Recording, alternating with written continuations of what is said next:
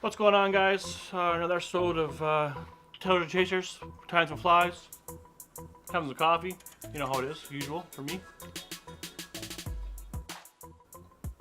And today, I want to talk about probably the easiest fly to tie. And I am a big fan of tying easy flies. I do tie some complex flies, but if I can tie flies to A, catch fish, and B, easy to tie, it's a win-win.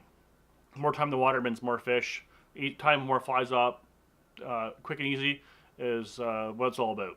You make it yourself, put it on the line, catch a fish on it, awesome, right? But tying new flies for new species for some people is kind of intimidating.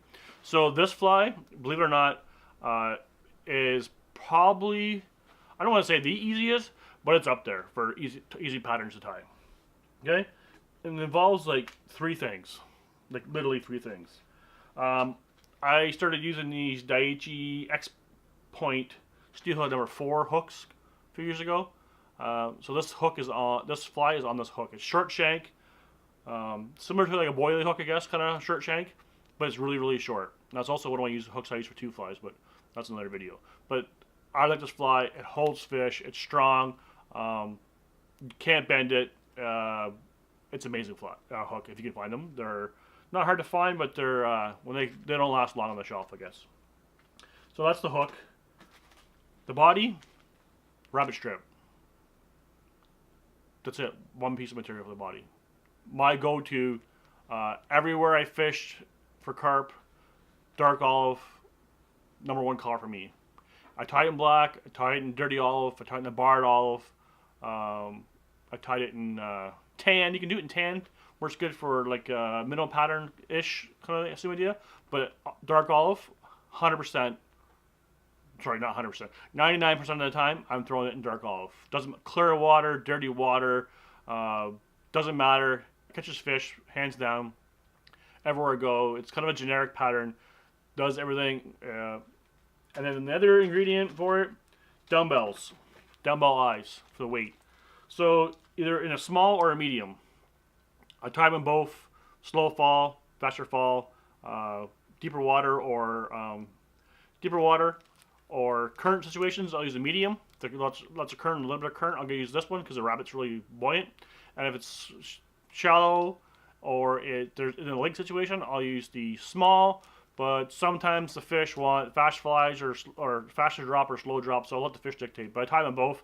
I also tie them a bead chain because those are kind of my 3 things. So I used to do the lead version, but I find since I dragged the bottom so much, the lead kept wearing off. So I'm doing these black nickel version this year. Experimented a bit last year. I added a little more noise to it. If you do it right, you get a little click like a crayfish. So make some noise, make the carp come over and check it out.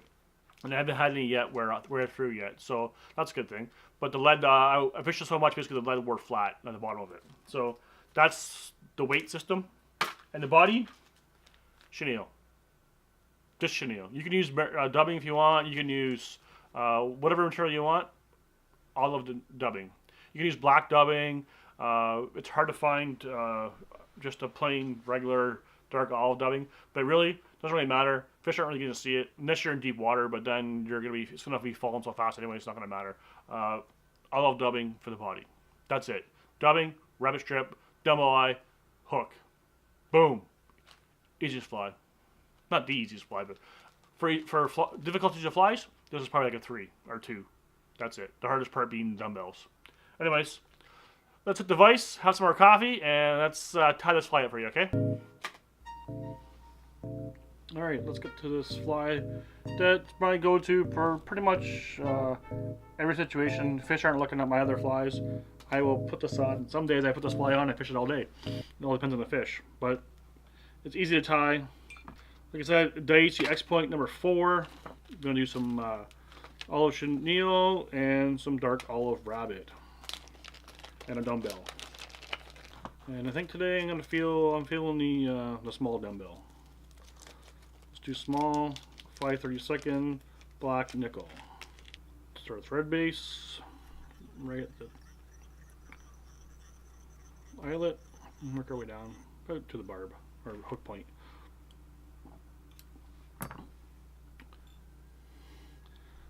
There's a gazillion ways to put dumbbells on.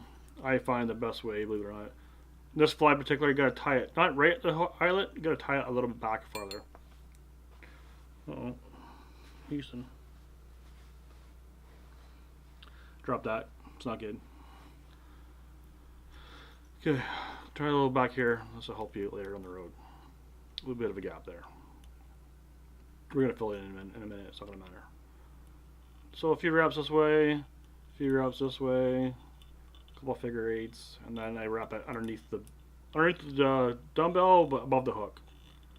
All right, tie that in pretty tight, and now just keep doing that until it doesn't wiggle anymore. Once it doesn't wiggle, you're done. I'm gonna wrap some material around there anyways, double check, but there. It's wiggle free. Right, and then we're gonna go pretty much to where the band starts to the hook band starts to curve. Build a butterfly race, and we're gonna go back to here. Take our olive chenille. We don't need much. I don't know, 3 inches ish, but that much, right? Take off the fiber so it doesn't get tied together with the material, the thread underneath inside it, like this. And then we're going to tie it right behind the dumbbell on the bottom of the hook. Well, I guess the top of the hook. We're going to flip this hook over and invert it in a minute. Right? Hang that, and we're going to wrap it. 1, 2, 3, 4. Over the top, down this side, down the back. Wrap it in, lock it in behind the dumbbell, and then back over itself on the other side, and tie it right in front of the hook, or right in front of the bead or dumbbell. This is why we need room here, right here. Well, one of the reasons. To protect that dumbbell, it'll make noise, but it also protects it from chipping and wearing off and everything else. But it'll still make noise when it hits a rock on the sides. And then we're just going to tie that tight there, lock right into towards the dumbbell, and we're going to flip it like so. Piece of rabbit. This is like way too much. I'm probably going to use half this. Yeah, I'm going to use half this. So I fold it in half. I'm going to cut it.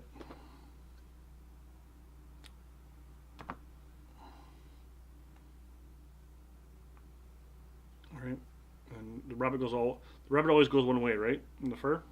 So the back half, the tail, I always cut it. Let's see if I can do this on camera. Do this backwards. Let's see. Right here, I cut it in a V. And that one I can't do backwards. Let's just show you. So I cut the tail in a V like this.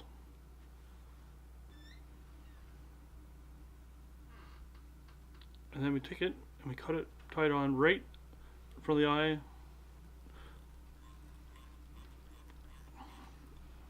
Pull it over.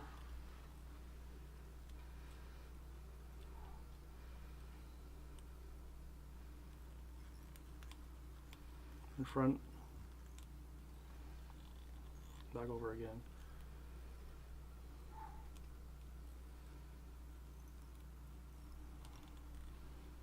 We'll finish.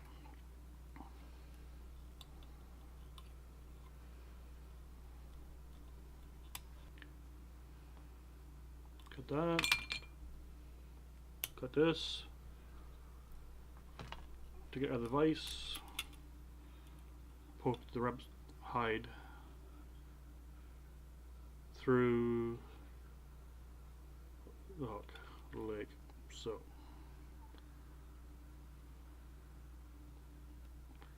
It's hard to do because it's a really thick hook. That's it.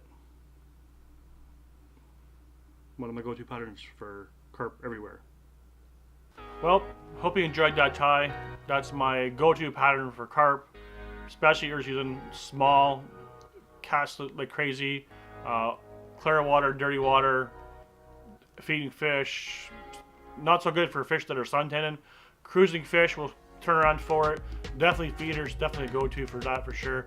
It looks like a little leech, looks like a little sculpin, looks like a little minnow, looks like a crayfish in some environments. It's kind of an all generic pattern. Gotta have it. If you don't have it in your box, you gotta have it in your box. Definitely, if you put it in your box and tie one up, or you order some from me and you get a fish on it, do me a favor, send me a picture with it, would you? That'd be awesome. Anyways, I'm Tails and Chasers. Hope you enjoyed this video. We're out.